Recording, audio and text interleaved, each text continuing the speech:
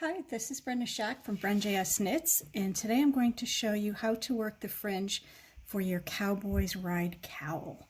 The fringe we're talking about is here on the side. You can see that it's not all over, it's just on the garter stitch ridges that you'll work in the pattern. So it's a nice amount without going crazy with fringe, and of course you could if you wanted to, but this shows you just where you can put it for maximum effect with minimum effort.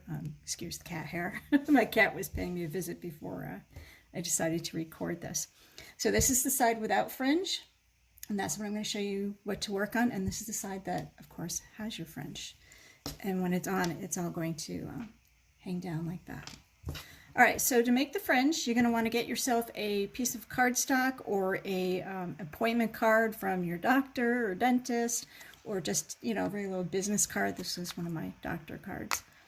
Anyway, cut it down so that it's 2 3/4 of an inch or 9.5 centimeters at the longest edge. And that's the edge we're going to wrap on. And grab your yarn. You can do this, by the way, with any scrap yarn. It doesn't have to be the same color. It could be fingering weight, DK or sport weight. You could go heavier if you wanted to, that I don't know that I recommend that, but you know what, go ahead and try it.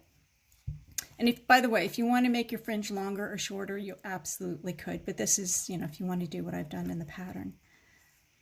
So just hold the end here. I'm going to wrap around. And by the way, each wrap represents one of these strands in the fringe down here.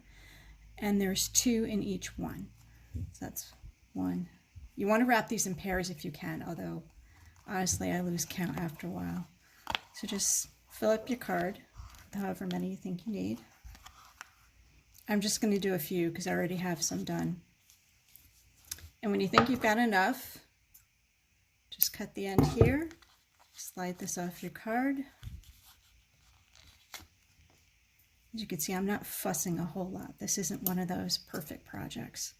And you just put your scissors in the loops, cut them all at once on one end only, open it up, and you've got fringe.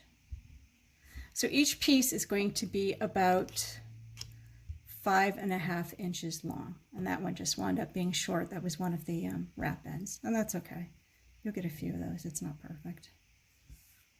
All right. And if you get one that's exceptionally longer than the others, I can gather them all together here, show you. Like, that's not too bad, but you know what? You can go ahead and cut that, trim it up, so you're not worrying about it when you put it on.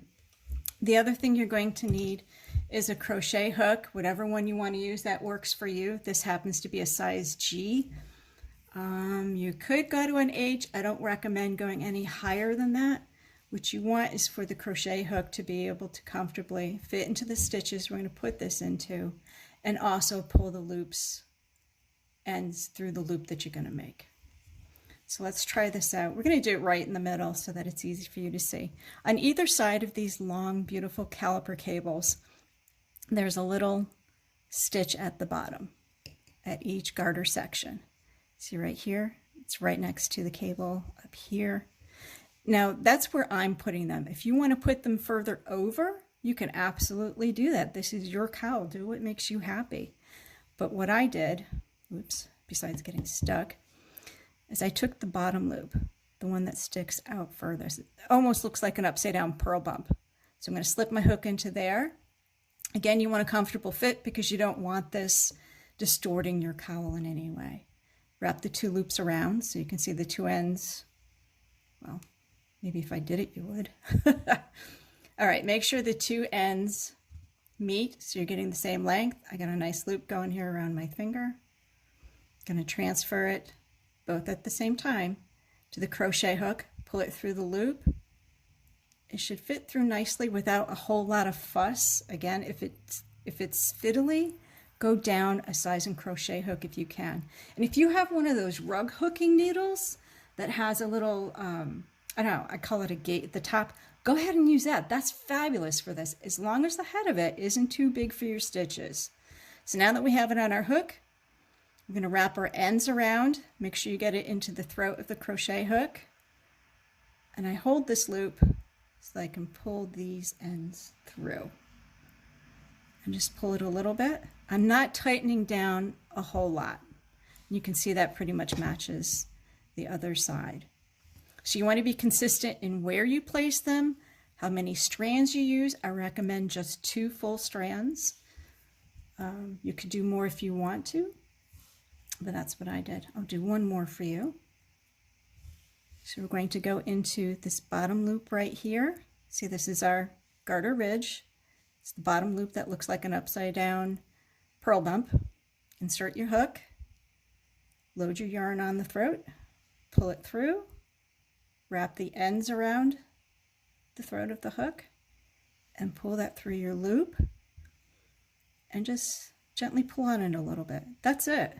I mean, it's going to stay there. You don't need to do anything more than that. And you're just going to go all the way up to the cowl, and it starts down here at the first garter ridge where there are caliper cables, and that's what these are. These are elongated caliper cables because you have this extra long stitch that crosses over the others. Super easy to do, and you don't need a cable needle to do these. In fact, I think it would cause you some problems if you did. I'll do another video on how to approach those cables.